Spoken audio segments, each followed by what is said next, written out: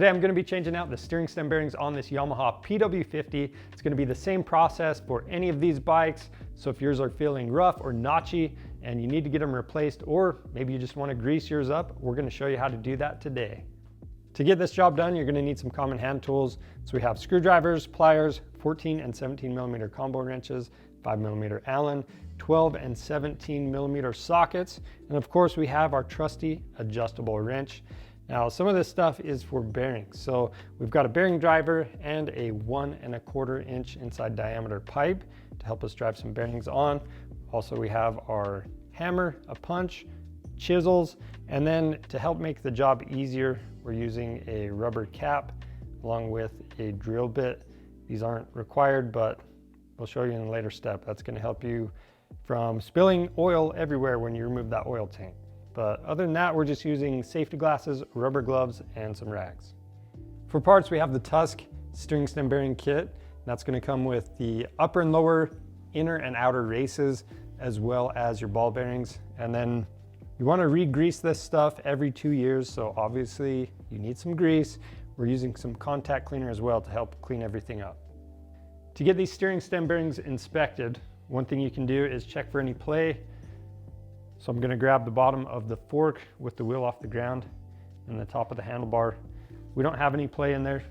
So the next check is to make sure that these don't bind up and that there's no notchy spots when you move it lock to lock.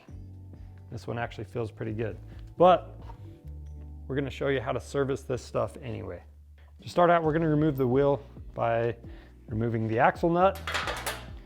We can remove the axle, drop that down, remove the collar, and we've got the brake assembly.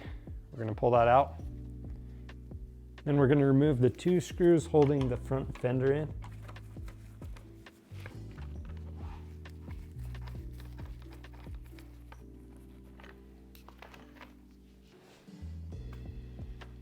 There's a little clip on this rear flap. Now to remove the brake cable, I'm going to pull on the lever, and then I'm going to pull on this cable as I release the lever. That's going to free it up. That way we don't have to readjust our brakes when we go back together.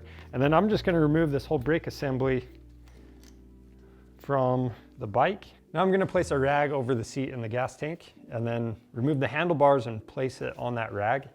We just have 12 millimeter socket. We're going to remove both nuts from the bars.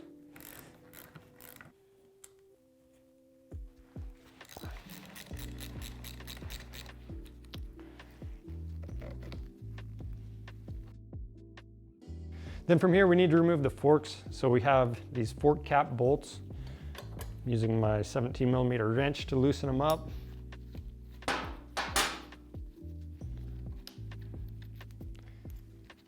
Make sure you keep track of the washer. And then you've got the clamping bolt on the side. Loosen that up and pull the fork out.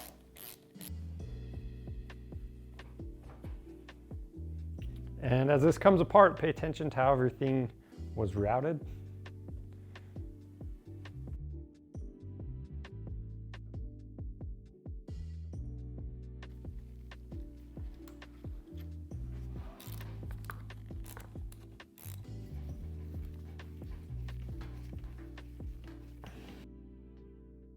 For the choke cable, loosen up that plastic nut, pull that out of the way. Now on the top we have the center bolt. Shouldn't be that tight, but if it is, you can put one of the fork legs back in or just loosen it up before you pull those out. I'm going to go ahead and remove that, and then we have the upper piece to our triple clamp. So on the lower triple clamp, there's a little bracket right here that holds the oil line, some wires, and your choke cable. We're going to have to push all that stuff through, unfortunately, and that means we're going to have to take this oil tank off. So first thing I want to do is just disconnect these electrical connectors. I'm going to go ahead and feed those wires through that little bracket. Now for the oil tank, there's 2 ways to take care of this. One, you can get a rubber cap and just plug the end of it as soon as you disconnect that oil line. And then I'm also plugging up the oil line. I want to try to prevent air from getting in there. Your other option is going to be just get a 1/4 inch piece of fuel line. You can stick a bolt in the end and slap that on there, keep the oil from coming out. I've got an oil pan underneath. I'm going to make the swap.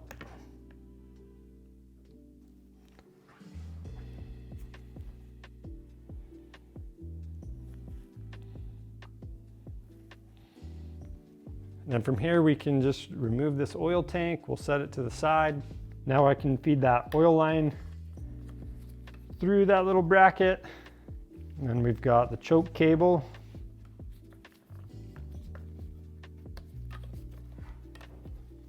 Now for the lower triple clamp, we've got the nut up top. If you have a 46mm socket, you can use that to spin it off, but we're going adjustable style. So I know there's haters, but this is going to get the job done for most people, and you're not going to have to spend a ton of money. Now you'll notice this barely had any tension on it. That's kind of the same feel that you want when you go back together. But if you had play in there, pay no attention to that. So I'm going to go ahead and buzz this off. And as I do that, it's really important. I've got this drain pan underneath just in case I drop one of the ball bearings, but you want to try to keep track of all those bearings, especially if you're just re-greasing, not replacing everything. And this lower race is just falling out. Usually you need to hit this out. So I got lucky there.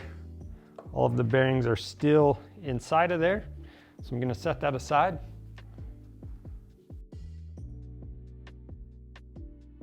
Now we're just going to use a punch and a hammer. We're going to hit that upper race out. We're going to work it back and forth.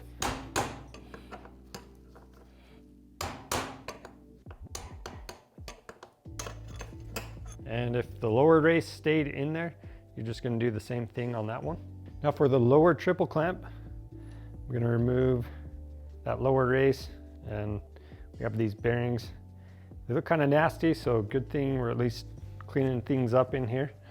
So at the very bottom, we have that inner race, and we're actually going to have to punch that off of this lower triple clamp. So I'm just going to wipe some of this grease off right now. We'll do the final cleaning once we have this off. But from the back side, I'm just going to use a punch, and I'm going to separate that inner race, or that brass looking piece. I'm going to start driving that up the shaft. And you don't have to have soft jaws and a vise to do this, but it certainly helps.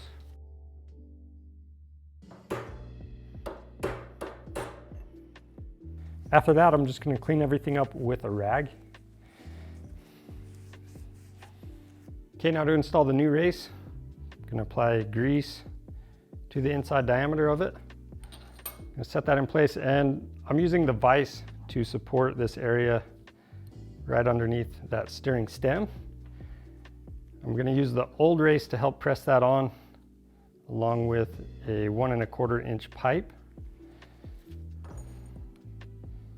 This pipe's just a little short, so I'm going to use a socket on top and drive the race all the way home.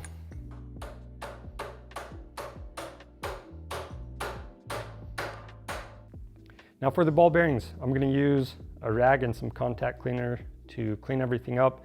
And then if you have the kit like us, you're going to have to replace the individual balls one at a time.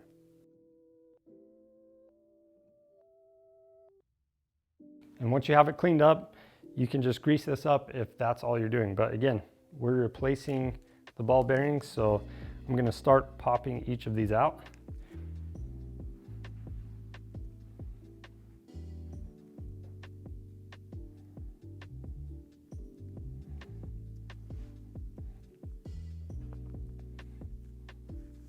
And I'm going to put all the new balls on the other side of the rag so I don't mix them up.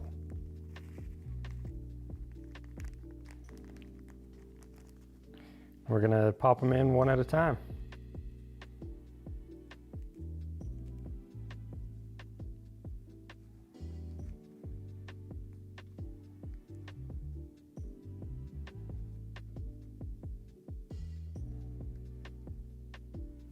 And once we're done with this one, we'll do the same steps on the other bearing. After that, we can apply some grease to both the bearing as well as the race, that lower race. It doesn't take a lot of grease, but when in doubt, might as well put a little extra. And from here, we can install the outer races onto the bike. Now we're gonna clean up this steering stem. And I'm just gonna apply a little bit of grease inside each end.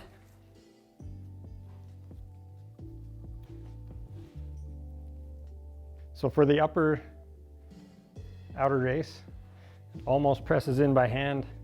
I'm gonna finish it off with our bearing driver. Just make sure that your bike is supported securely. And we're bottomed out right there. Now for the bearing, the diameter at the top is a little more narrow than the diameter at the bottom. So you can just kind of match that up with the taper on that lower race. We'll slide the outer race on there.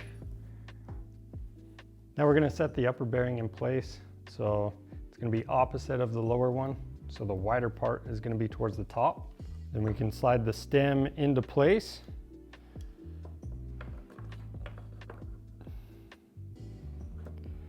Then we've got the nut on top and we've got some grease on that inner race. We're gonna snug this down till it's about 7 foot-pounds. I'm just gonna rock the stem or the triple clamp back and forth, kind of work it in just because we have some extra grease in there. And we're gonna back it off, and the final torque on this is about 1/2 foot-pound. So you just barely wanna snug it up.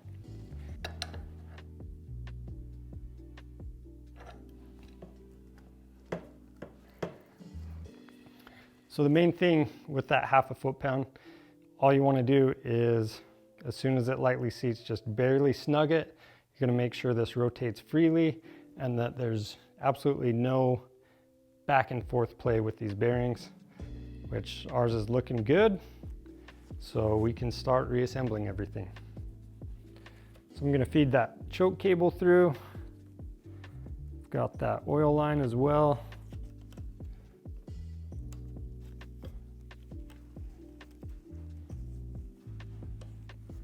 And our wires.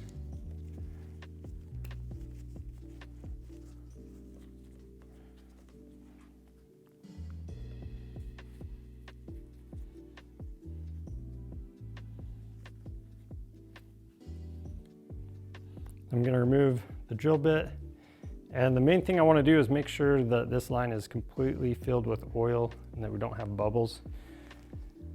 So as soon as I take this grommet off, or this plug, I'm gonna make sure this thing's topped off with oil and then set it in place.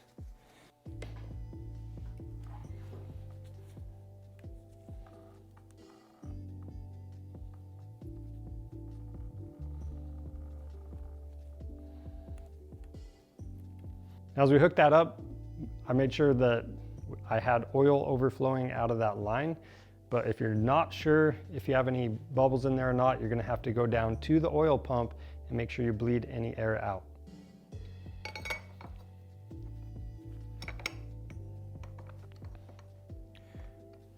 Now we've got the upper piece for the triple clamp. And we're gonna install the bolt and washer and leave those loose through the top. And then before we install the forks, I want to make sure I get these electrical connections hooked back up. So I'm going to feed these wires behind the tank.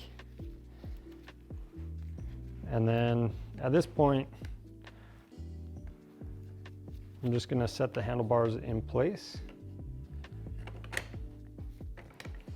and loosely install both of those nuts on the studs coming out.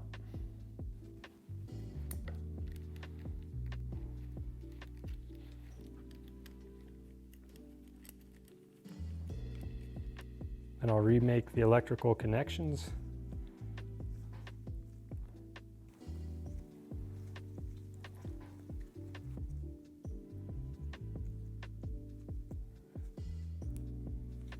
Then we're going to reinstall our choke cable.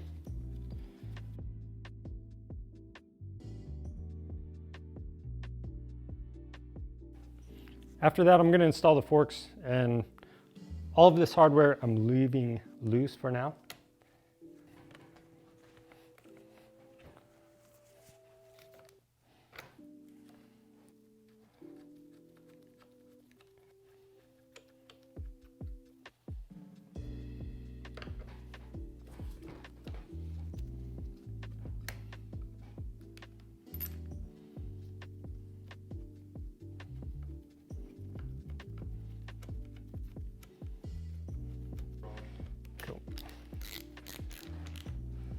Then from here, I'm going to snug up the 3 bolts on top. We're going to torque them to 23 foot-pounds, but to get these fork ones tightened down, we're going to have to tighten down the clamping bolts on the side.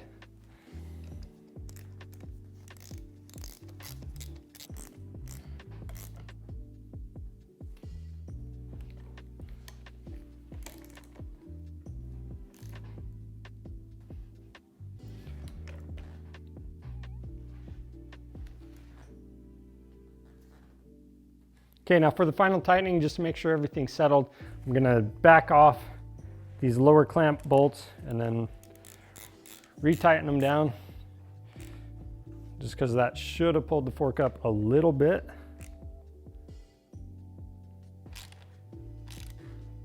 And from here, I'm gonna tighten down the handlebars.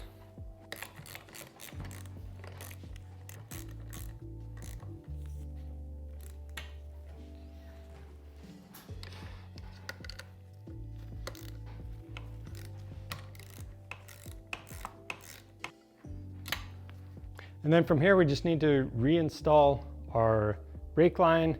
We've got our fender and the wheel.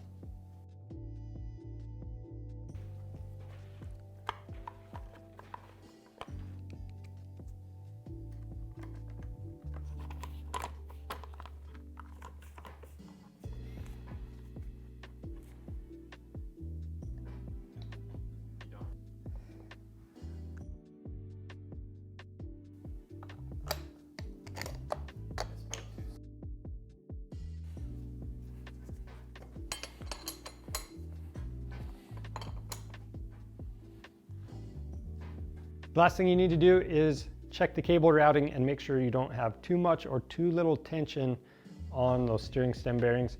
So our routing looks good. We're not binding up when we turn this lock to lock.